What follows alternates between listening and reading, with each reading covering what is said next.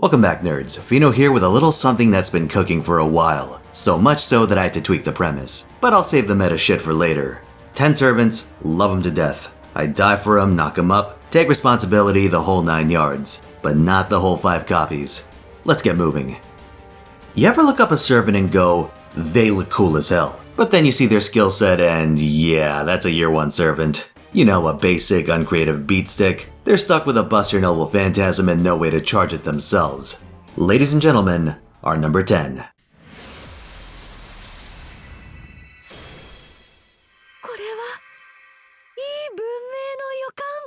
Attila the Hun, more like Altera the Bey, am I right?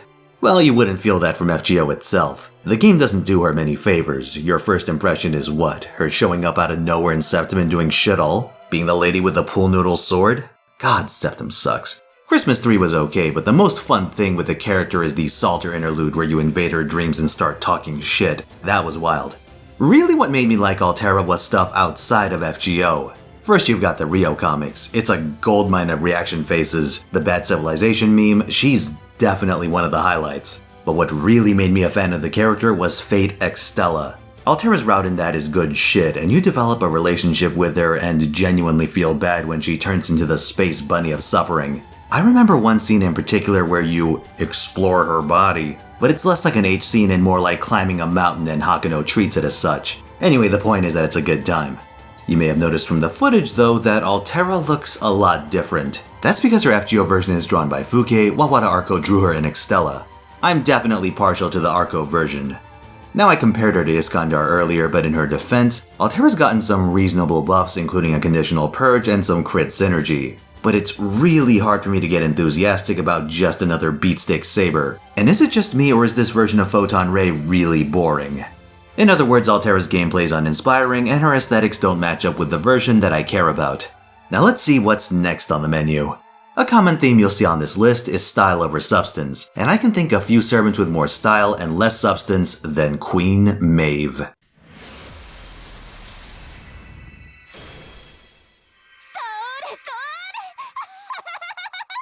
Pound for pound, Maeve's got some of the most entertaining animations in the game. Shooting lasers out of her tiara, kicking cheese into people, riding her bull into combat, and let's not forget the classic, hit and run combo into death by Snoo Snoo. But if you actually use Maeve in combat, you'll notice a few things. Her kit doesn't really come together in a compelling way. She's got this anti-male/male support going on, but neither is super relevant on a single target Buster Rider. Most of the relevant caster bosses in this game are female, but even if they weren't, I've already sold my soul to Kintoki Rider, who's a way more effective attacker, and one I also like a lot.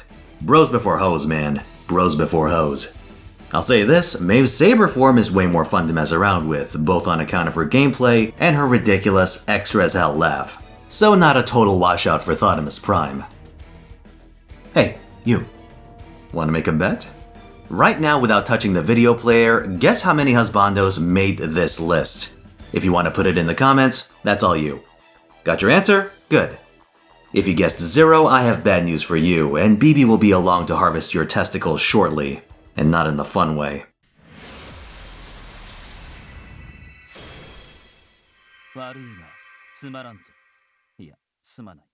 Karna is ridiculously cool, and as we'll find out in the near future, he gets even cooler.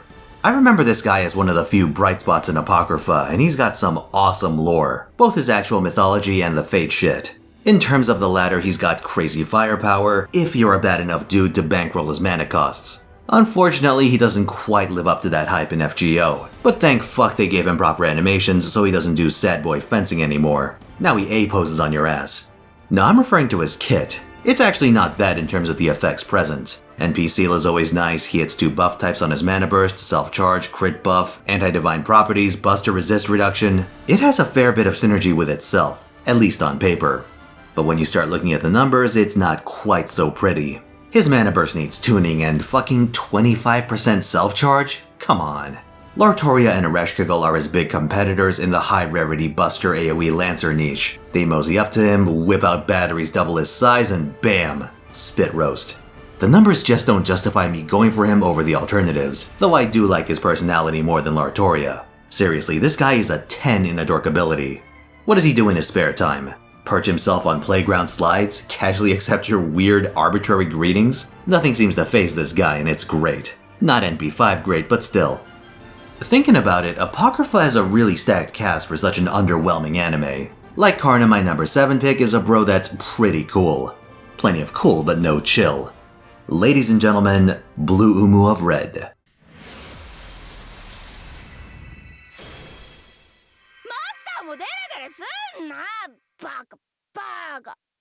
Here's a lukewarm take. Mordred and Sisego had the only storyline in APOC that was remotely interesting. Yeah, Karna is cool and Astolfo will suck the dick in your pants, but Mozan sucks the dick in your heart. And that's what really matters. Thankfully, Mo gets her APOC outfit as a costume for those good memories. What can I say? I like a good tomboy. She's also got that brawler flavor that's come through with her animation update. Pretty nice. Gameplay-wise, I used her a fair bit on my JP account as an Arash substitute for Lancer Waves. That account doesn't have the tools for a 3-turn Scotty system, so I was stuck running Buster comps for the longest time. But then we start running over potholes. Mordred's primary competition to be my AoE Buster Saber is her old man. Altria... oh god, I could see it already. Altria, I think you mean Artoria. Yeah, I know, suck a dick. You want to make the Change.org petition? Be my guest. Altria has a lower attack stat than Mordred, but her skills let her burst for more damage in most situations. Mordred does have her anti-Arthur niche, but that's not the greatest thing to have on an AoE Noble Phantasm. She also has a defensive bend over Daddy Dearest, but I found that largely irrelevant. Altria got a lot of buffs over the years, and you can see how these start to power creep Mordred. First, Altria got a self-charge, and now she can turn her entire deck into Buster cards. Mordred has her own crit skills that sorta balance the scales, but Saber's definitely getting the better deal. The final nail in the coffin for me is that my Mordred's sitting at NP1, while my Saber's rocking NP4. So even if I held them in similar gameplay regard, the choice is already made for me. It's a real shame too. I am not a fan of stuffy old Saber's personality. Poor Mozan. You just don't have the makings of a king. My number 6 pick reminds me of something the famed poet Daffy Duck once said. I'm a coward, but I'm a sexy little coward. Wait, let me try that again. Take this scroll and stick it somewhere safe. If you've ever seen my JP account, you might have noticed my tastes are a bit singular. But Shez is packing some next level hotness. Damn dude, those curves. As a side note, here's a fun fact. Shaherazad is one of my favorite Magic the Gathering cards. Like with Karna, I'm a fan of her mythos in general. So what's stopping me from taking the plunge? First, we gotta talk about gameplay. Shaherazad has this anti-king niche that's kinda hard to explore with her being a caster. Not a whole lot of assassin kings, and for the other classes, you can kill them a lot faster through conventional means. The rest of her kit has some interesting tools, namely her party-wide guts. But by and large, if I need a defensive or debuffing caster, I go to Tamamo or another meta support depending on my needs. She can kinda wave clear, but again she's competing with more efficient picks. For my purposes, I already have Nita, Chris, Anastasia, and Chen Gong's on his way. Oh, and let's not forget Murasaki. Speaking of Raita servants, my taste and sex appeal favor waifus... how do I put this? Equipped for space combat. As far as vanity supportless servants go, I already have more casters than I can possibly put on there. Do I really need an NP5 Shaherazad just for big penis reasons? Not really. Because of this, she's a painful but necessary cut from my wailing list. My number 5 pick is a 2-for-1 special. Is that a cop-out? Usually, but when you see who it is, I think you'll understand. 黒猫とパンケーキ作る。ミャオ。パンケーキに黒猫乗せる。ミャオ。 Abigail's been a 5-star foreigner twice now, and she's got a serious case of style over substance. Let's start with OG Abby. Cliffoth Rhizome might be my favorite NP animation in the game. It is so damn cool, and that ending shot, perfection. Because Abigail has both her normal and outer form, you get 2 solid aesthetics for the price of 1. Unfortunately, as the first foreigner, she's saddled with a lot of restrictions that turned out to be unnecessary in retrospect. The lack of a strong defensive skill, and more importantly, her deck NP mismatch. That's right, Abby has Year 1 syndrome in Year 3. An arts deck with a Buster Noble Phantasm. What a shame. That said, I did get mileage out of her during Christmas 3 where I used her as a 10-0-0 esports enabler. Then I did that one meme stream where I got her to bond 10 at level 1. You know, I feel a little bad. Sometimes I think about getting an extra NP level for damage, but after that first roll stream, I don't think my heart can take it. Summer Abigail is also a foreigner and operates more like a debuffer. As of this recording, she has a unique sleep mechanic that stuns an enemy and reduces their defense until they get hit. Interesting, but problem the first. She's got an AoE Noble Phantasm. Problem the second, it's a Buster AoE Noble Phantasm. If it was any other combo, she could feasibly see use. But the issue with this arrangement is that with her 3-turn effects and NP's defense reduction, you really want to spam it, but you can't. This position is so weak that even her 50% self-charge doesn't make her relevant. Oh, here's a very fundamental problem. Using her NP effectively removes sleep. So yeah, her attacking prospects are pretty rough, relegating her to an awkward supportive debuffing role, and a lot of teams won't have the space to fuck around with that. That NP is pretty quality though. Extra as hell, I love it. So yeah, crap gimmick, huge style points. Oh, poor Abby's been done dirty twice now. The problem is that for almost every situation where I choose a foreigner, I'd go with Hokusai instead. Maybe double X if there's that much of a premium on single target damage. As it stands, it doesn't make sense for me to sink huge amounts of quartz into Abigail on top of them. Next up is the only 4-star to make this list. Any guesses? I've already said their name at least once this video. Just stick Alter at the end.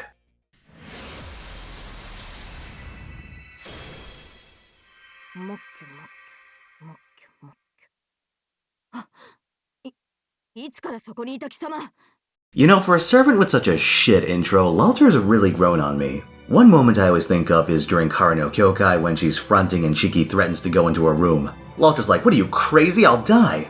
Some quality fan art of that scene too. Craft essences though, it's 50-50. On one end of the spectrum you get gems like Royal Icing. On the other, Hank Hill ass. Looking at her idol dialogue, she seems super generic and edgy. Salter was in the same boat, but the alters are weirdly... I don't know if chill's the right word, but they're pretty funny. Lalter had that tenure as the Ox Demon King, Salter did the whole combat maid thing, and she also had the single best interlude in the game. In short, Lalter's got Saber Alter's blunt sense of humor, but with the bonus that she's smoking hot. Lalter is probably my favorite version of Saber, so it kills me to put her on this list. The gameplay-wise, the biggest reason overlaps with Karna's. She's an AoE Buster Lancer in a class already overflowing with servants in that niche. She's not going to overpower vanilla Lartoria on that front, which leaves her crit abilities as her distinguishing slant. As far as I can tell, she's quite good at that, but here we've run into a problem specific to my account. My Buster Crit Lancer has long been decided. Lancer Raiko's got that covered, and her single target Noble Phantasm makes more sense for that role anyway. As much as I like Lalter, Raiko's gonna win my pick every time. The final thing relegating Lancer Alter to this list is the inconvenience of rolling for her. She's a story-locked servant, and as of this recording, she has no more solo rate-ups. At all. You can fish for a copy in some of the special hodgepodge banners, and I guess story too. But for an account past its infancy, that's a pretty bad deal. It's a real shame. Maybe someday I can spare an extra 4-star pick ticket. A common trend on this list is that most of the servants on it have a relatively low power level for their rarity, either through gimmicky jank or antiquated skill sets. My number 3 is by no means a juggernaut, but they are by leaps and bounds the most powerful. So how'd it come to this?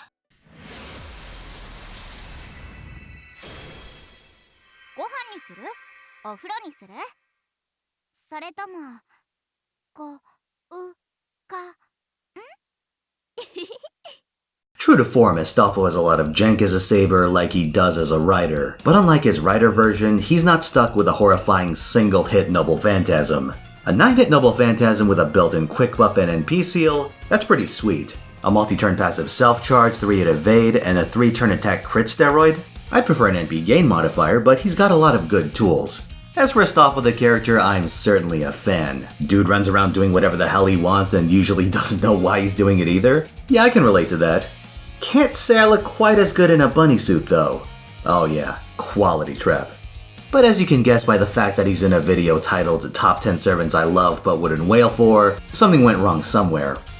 Gameplay-wise, he has a pretty substantial demerit, in that his attack and crit buff are tied with his Buster Star Absorption. Buster Star Absorption on a quick attacker. You see, one of the cool things about using Scotty teams is that you can crit for ridiculous amounts of damage while also building charge. Here's the thing though, that only applies to your quick cards. Astolfo only has one buster card, but if it shows up, it'll suck all your stars into the abyss. It's not even a perk at that point, it's a demerit in disguise. More specific to my situation, he has a lot of established competition in the quick Saber niche. Some of you may remember my first GSSR video where I pulled Okita. Since then I've accumulated 3 more copies, mostly in search of Gura Poster Girl. She's more of a beat stick than an effective looper, but an NP4 Okita still does a lot of fucking damage. Then there's Saber Fran, who has the coveted multi-turn NP gain buff, though it does have a nasty downside of needing charge to use. Maybe these aren't strictly better than Astolfo, but they're here right now in my inventory. When I pick a servant to go NP5 on, I have to think about what I'm getting out of an investment. The fact of the matter is that by the time he comes out, the quick meta will be entering its final 6 months of dominance. Am I going to throw money at a sinking ship just to get a marginal improvement, if even that? Even if I wanted him for supportless dick waving, I'm still gambling on a future Saber Raiko or some new Raita servant. As much as I like Astolfo, he's not on the same waifu as Bondo tier for me. Not enough to overlook the downsides. If Astolfo came out a year earlier, alongside or instead of Bradamante, maybe I'd go for him. But Christmas 5, that's way too late. When I did the most recent JP GSSR, I named 2 servants that I really didn't want to see. One was Summer BB, who I of course got. The other? Win-win じゃ。Win-win. Win-win. Yeah, I got her too. Demon King Nobunaga is one of the very few servants with 3 completely different ascensions, more than hairdos and accessories. I remember during one of my streams someone asked me to pick my favorite one, and from a quick look I picked out Kiposhi. Then they were like, Fino, Kiposhi has a penis. To which I said, interesting. In addition to my boy, you also get something close to Archer Nobu and Big MILF Nobu. The biggest thing is that as far as I can tell, the 3 have substantially different personalities. If memory serves, even Kama doesn't go that far. 3 sets of combat dialogue, 3 different sets of base dialogue. In terms of waifu value, that's a damn good deal. Like having your own Nobu wardrobe. And might I say, this noble phantasm is pretty damn metal. Gameplay-wise, do you remember the Gilfest Taiga fight? Well, this Nobu has a skill that can create burning terrain, and she gets a bonus for having it. Funny enough, there was a time where this only existed as an enabler for Zerk Nobu, which was pretty bizarre. Unfortunately, even with her upgrade, Edge Nobu doesn't get close to executing the concept. She has a strong attack buff and decent special modifiers, but these don't form what I'd consider a compelling kit. The field ability has a horrifying drawback of giving Nobu a huge burn. If it worked like the exhibition quest and gave her huge defense, that would be really interesting, but putting her into the typical Avenger class cannon mold is very boring and not terribly effective. Being an AoE Buster Avenger is kind of a rough spot too. I'll point out Gorgon doesn't see much use, and it's not because Nobu's some kind of god among midgets. The gameplay just doesn't deliver on the promise of a badass Demon King. You get some cumbersome fire flavor, and that's about it. Nobu is the value pack of waifus, like when you see 3 of your favorite movies put into a cheap Walmart DVD. Yeah, you might like the movies, but maybe the video quality sucks, you don't get any extras, or the promise of an instant Nobu gangbang is crippled by mediocre gameplay. Here we are. End of the line, boys. You're about to see the servant I love the most, relative to how little I want to use him. Our number 1 is a special kind of jank, and depending on who you ask, maybe a special kind of stink.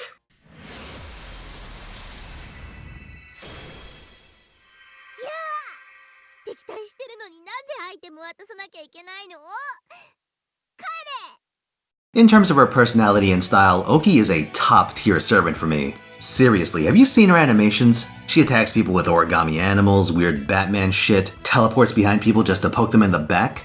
Dialogue-wise, she's just as dorky. Setting aside the weep speak localization, which for the record I'm ambivalent on, Oki's got big dork energy. I think one of her lines is pretty much, yeah, I can do all the prim and proper shit, but being lame is way more fun. That I can respect. It's easy to make this kind of layabout Hikikomori character annoying, but thankfully we've got strong line delivery from Misato Fukuen. I don't know if this is her definitive role because I dropped My Hero Academia before Himiko showed up, but it's the one that stands out the most to me. Wait, the Raildex Roomba maid. Iggy? What the fuck? Anyway, the point is that Oki's fucking awesome. And then you take her into combat and... maybe she has a point about staying indoors because good lord. This gameplay reeks. Oki is a support assassin with a defensive bent, but her supporting on this front is just stacking max health on her team with a paltry 20% defense. She can make herself a lot more durable Tammy style, but Tamamu can reduce her own cooldowns, so it's not a huge deal for her to have an entirely selfish skill. Here's another problem. Hakuro Castle is a quick noble phantasm, so even if you wanted to meme with spamming it, doing that's really damn annoying. Speaking of that NP, Oki was some kind of a proto-Scotty, an attempt at a quick support. As it turns out, a servant that needs to NP for a quick buff eats up stars with her class weight and only gives 20% charge to a single person isn't a very good quick support. To fix this glaring deficiency, they gave her an upgrade.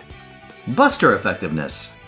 Then they gave her a crit buff, which is okay, but it's also too little too late. If I need health, crit damage, and buster compatibility, that would be Merlin's niche. And while the comparison isn't the instant slaughter like it is between her and Scotty, she's no Merlin. Not by a long shot. A lot of the time, if you like a servant enough, you can make your own fun running janky support setups. But as much as I like Oki, I just can't see myself having fun with her mechanics. It's about as dysfunctional of a kit as you'll find on a high rarity support. The funny part is that despite all this, I could see a timeline where I take the plunge and, out of a sheer sense of waifuism, get her to level 100 NP5. But that would have to be a timeline where Shuten Doji doesn't exist. I'm already committed to one questionable 5-star assassin, and while I do love Osakabe Hime, Shuten wins that contest 9 out of 10 times. That's all for the list proper. Special thanks to my Twitch viewers for meeting this stream goal way back in early 2020, I think. I'm going to talk about some behind the scenes stuff now, so if you're hopping out, hey, thanks for watching. I stream every weekend on Twitch, Friday through Sunday at 3 PM Pacific. If you want to see more videos like this, let me know in the comments. Okay, this video originally had a different title. Top 10 servants I love, but wouldn't roll for. At the start of the year, I had zero intention of getting every servant in the game, so I could think about which fights I would and wouldn't take. I made a few drafts, but as the year went on and the goals set, I started getting spooked by contenders. Karna, Mordred, and Kidu. This made things a lot murkier, and then, late into the year, I realized I wanted to complete the Pokédex. So does that make a list of 0 entries? Do I treat it like I wrote this in 2019? I'd have needed a lot of duct tape to preserve the original premise, so I decided to sacrifice the nominal premise to keep the spirit of that premise intact. This list is the result. I want to wrap up by talking about 2 honorable mentions. First is Waver, who would have made this list if he weren't disqualified because he NP5'd himself against my will. Second is Ereshkigal, who I absolutely adore, but I had to make a judgment call because she's eligible under the updated premise, but very clearly violates the spirit of the original. For pre-Psycho Whale Pheno, getting 2 copies was a big deal, and that stream had a lot of pageantry behind it. We had that catalyst where I was the fat bastard and everything. Adjusted for whale inflation, including Eresh just didn't seem right to me. Anyway, that's all I've got. Stay tuned, because the rest of this year's gonna be wild. Peace.